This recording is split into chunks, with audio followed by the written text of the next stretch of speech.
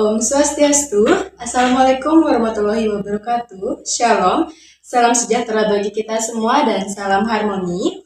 Baik, perkenalkan saya Nikoma Ari Anggreni dengan NIM 2311011051 dari Prodi BK semester 4 dengan nomor absen 19.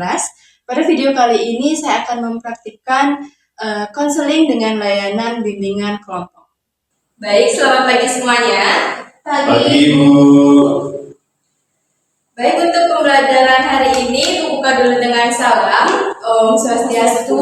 Assalamualaikum warahmatullahi wabarakatuh. Shalom, namo buddhaya, salam sejahtera bagi kita semua dan salam harmoni.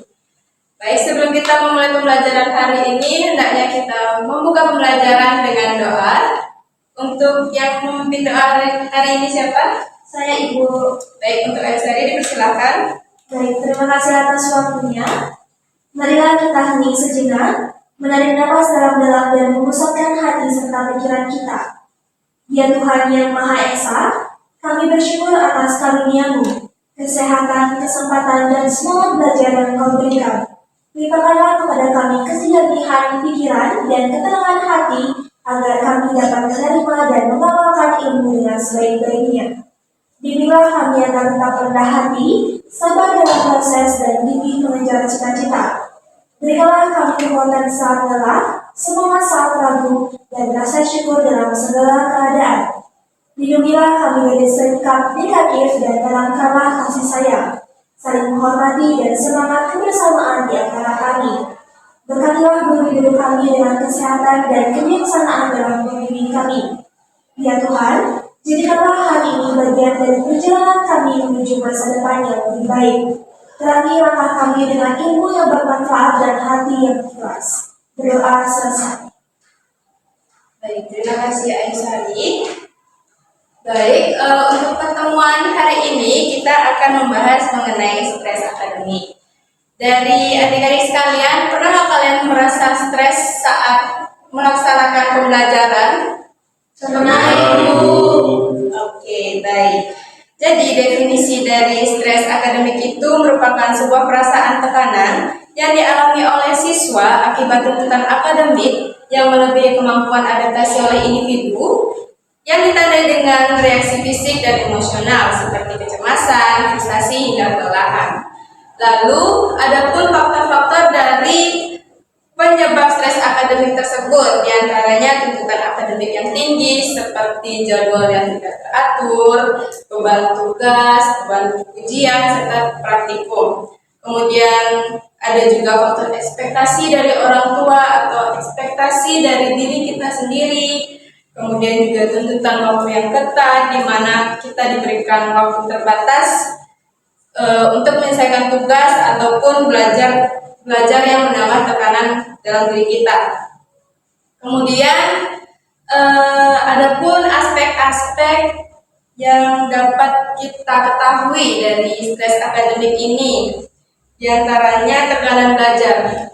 Pernah nggak kalian merasa bahwa selama proses pembelajaran itu kalian merasa tidak tenang atau cemas? Pernah, Ibu. Baik, jika pernah, mungkin bisa diceritakan di pertemuan hari ini. Bisa dimulai dari Dita terlebih dahulu. Baik, terima kasih atas waktunya Ibu. Jadi, saya pernah merasa cemas waktu H-1 saya mengikuti lomba. Nah, itu tuh lombanya itu kan mengharuskan saya itu presentasi. Jadi tuh H-1 itu benar-benar saya tuh cemas, terus overthinking, takut nggak sesuai sama ekspektasi saya. Jadinya itu tuh ngebuat saya tremor. Setiap saya latihan itu saya merasa kayak belum pas. Saya selalu merasa kurang sempurna karena kecemasan yang muncul itu, Ibu. Baik. Jadi tekanan di sini yang kita alami adalah overthinking terhadap H-1 sebelum lomba, begitu. Betul. Lalu ada aspek lainnya, yaitu beban kerja akademik. Mungkin dari rekan-rekan ada yang ingin menceritakan perihal beban Baik, untuk Aisari, silakan. Oke baik, terima kasih atas waktunya Ibu.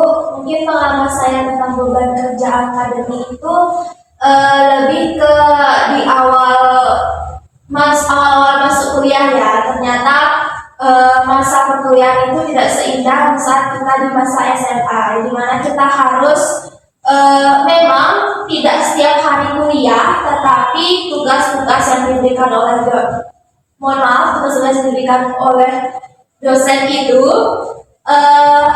sangat-sangat banyak dan deadline-nya itu dekat-dekat gitu. Jadi saya pribadi merasa sangat beban akan hal tersebut, di mana saya harus begadang untuk menyelesaikan tugas-tugas tersebut sebelum deadline-nya. Lalu saya harus mengatur waktu dengan lebih baik lagi sehingga tugas-tugas yang lain yang satu tugas selesai muncul lagi tugas lain itu bisa cepat terselesaikan. Mungkin itu beban yang saya sangat rasakan. Baik, terima kasih Aisari atas ceritanya yang dimana di sini Ayu mengalami beban tugas tapi dapat menyelesaikannya dengan baik. Kemudian aspek lainnya itu ada ekspektasi diri. Mungkin dari rekan Murah bisa menceritakan pengalamannya. Oke, kalau pengalaman dari saya mengenai ekspektasi diri tadi ya, kalau dari ekspektasi diri dari saya pribadi sebenarnya kurang pernah merasakan mengenai ekspektasi diri karena tidak terlalu berekspektasi apa-apa sih Bu. Jadi kalau ditanya soal contoh pengalaman saya di ekspektasi diri, sebenarnya belum pernah menemukan sih. Baik, terima kasih Murah. Tidak apa, walaupun belum pernah mengalami atau belum pernah menaruh ekspektasi kepada diri sendiri.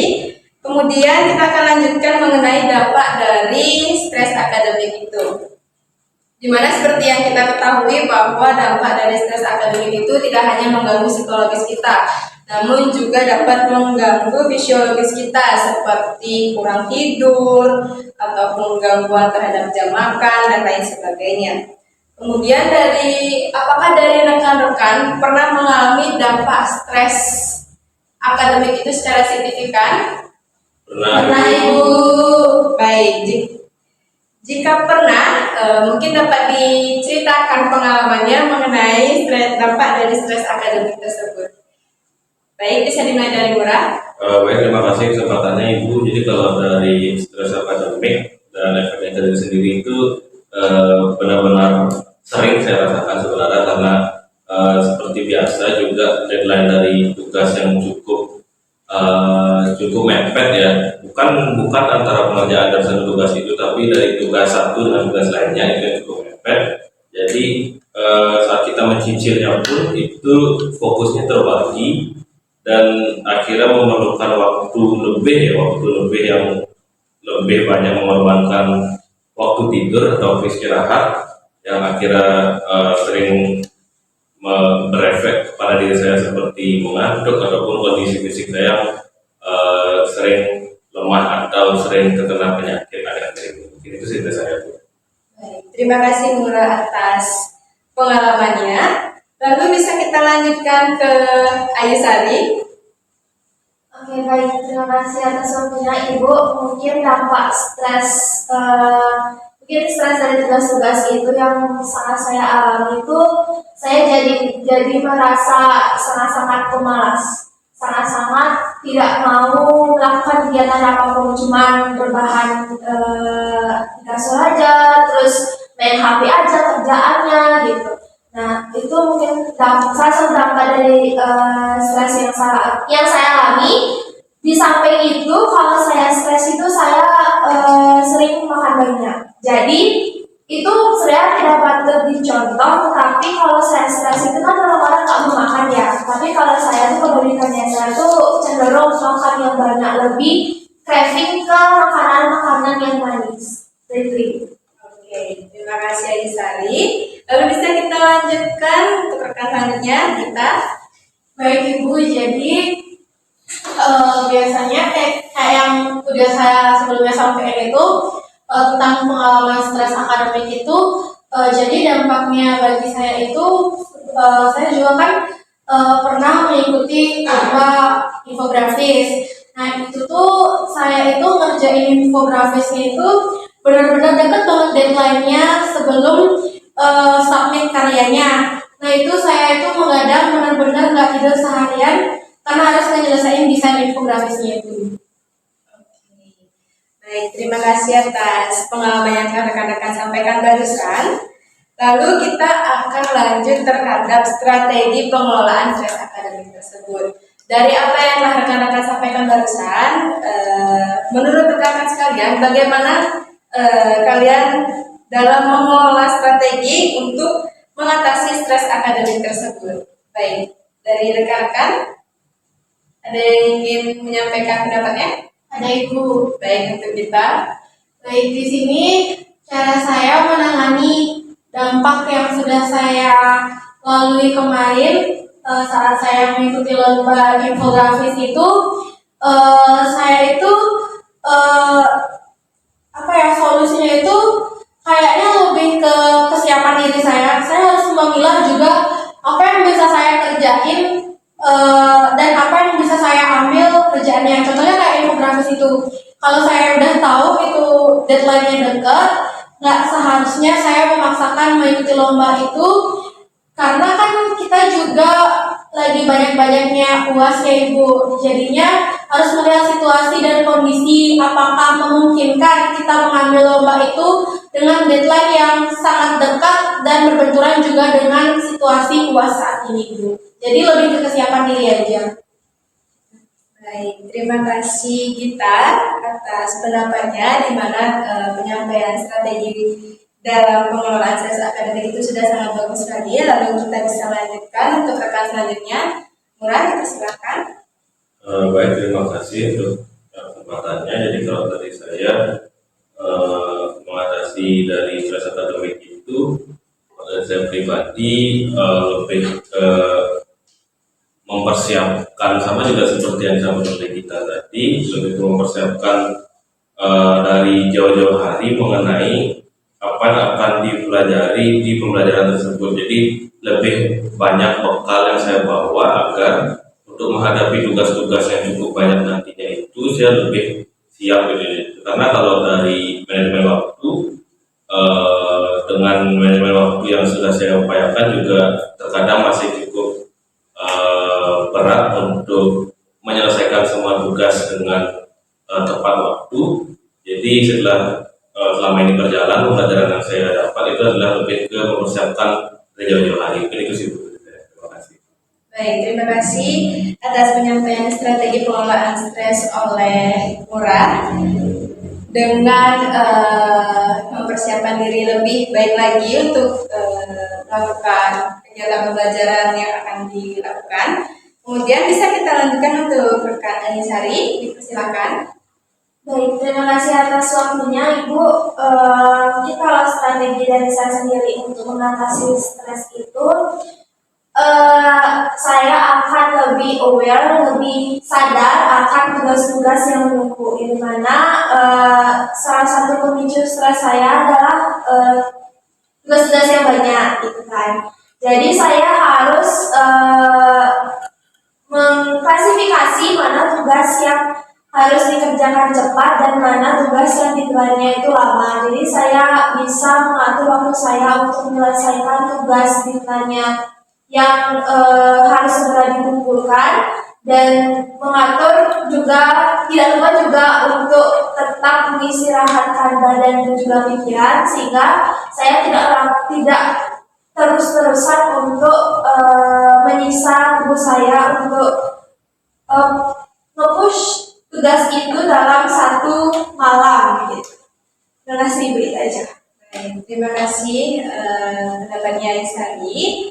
Jadi dari apa yang telah Anisari sampaikan tadi, di mana tidak menumpuk tugas sehingga tidak terciptanya stres akademik itu. Baik.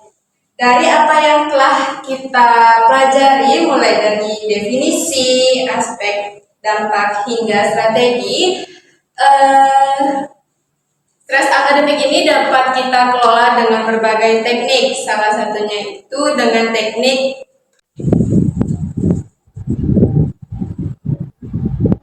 baik. Teknik selanjutnya merupakan teknik inokulasi stres.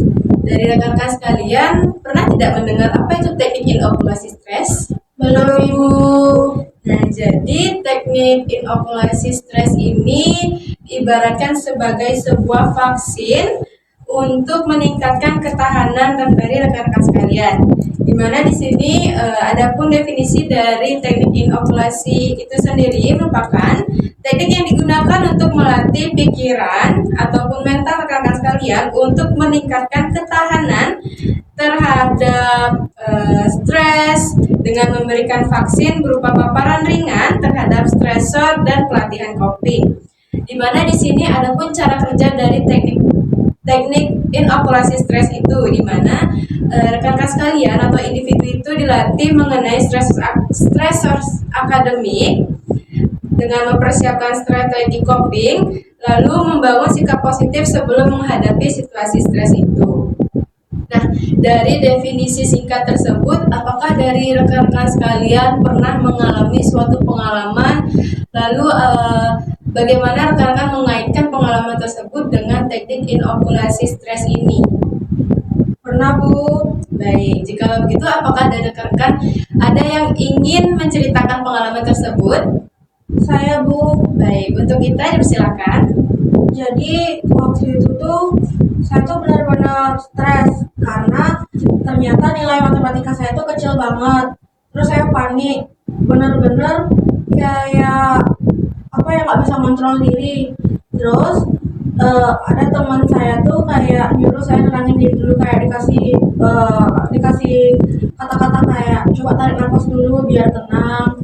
Terus juga dia kayak ngasih afirmasi positif ke saya. Terus saya baru sadar hari ini kalau ternyata itu bagian dari inokulasi stres, yang dimana itu bagaikan vaksinasi yang diberikan ke seseorang di saat orang tersebut lagi stres, dan itu gunanya diberikan ke orang yang sedang stres tersebut agar dia kebal terhadap stres dan mengganti pikiran negatifnya itu menjadi pikiran yang lebih positif. Seperti itu, Bu. Baik, betul sekali Gita. Di sini kita sudah sangat memahami apa itu teknik inokulasi stres dan kita juga sudah mampu untuk mengaplikasikannya dalam kehidupan sehari-hari kita, di mana kita sudah mampu untuk mengganti pikiran-pikiran negatif itu dengan memberikan vaksinasi berupa afirmasi positif dan juga dikolaborasikan dengan teknik-teknik relaksasi, di mana seperti menarik nafas, merelaksasikan otot-otot, dan memvisualisasikan hal-hal yang menenangkan. Baik, jikalau begitu, Ibu rasa rekan-rekan sekalian sudah mampu untuk memahami, juga sudah mampu untuk mengaplikasikan teknik inokulasi stres ini dalam kehidupan rekan-rekan sekalian. Maka untuk itu, Ibu izin bertanya, apakah pertemuan hari ini dapat kita cukupkan? Dapat, Ibu. Baik, untuk itu Ibu akan langsung saja mengakhiri pertemuan hari ini ya. Baik, Bu. Baik, dikarenakan rekan-rekan sekalian sudah mulai dan sudah mampu memahami materi yang Ibu paparkan hari ini, maka pertemuan dapat kita akhiri. Baik, sebelum kita mengakhiri pertemuan, sebab kita memulai pertemuan hari ini dengan doa, maka kita akhiri juga dengan doa dan salam penutup yang akan dipimpin pula oleh rekan kita Ayu Sari. Silakan. Baik, terima kasih atas waktunya Ibu. Berdoa dimulai. Mari kita tutup pertemuan hari ini dengan mengucapkan rasa syukur atas kesempatan belajar yang telah kita jalani bersama. Semoga segala ilmu dan pengalaman yang kita peroleh menjadi bekal yang bermanfaat bagi kita semua. Terima kasih atas kekuatan dan kesehatan yang diberikan sehingga kita dapat mengikuti proses pembelajaran dengan baik. Terima kasih atas kebersamaan, semangat, dan rasa ingin tahu yang telah kita tunjukkan. Semoga ilmu yang telah kita pelajari hari ini dapat menjadi sumber inspirasi dan pencerahan dalam kehidupan kita. Semoga kita mampu mengaplikasikan pengetahuan dan keterampilan ini dengan bijaksana untuk kebaikan diri sendiri, keluarga, dan lingkungan sekitar. Berikanlah kami semangat dan ketekunan dalam menghadapi tantangan belajar ke depan. Bantulah kami untuk selalu gigih dan tidak mudah menyerah dalam meraih tujuan dan cita-cita. Semoga kita selalu hidup dalam kedamaian, saling menghargai dan menjaga hubungan baik satu sama lain. Semoga suasana belajar dan bekerja kita selalu penuh rasa hormat dan pengertian. Berdoa selesai. Baik, saya tutup dengan para pesanti. Om Santi Santi Santi Om. Wassalamualaikum warahmatullahi wabarakatuh. Shalom.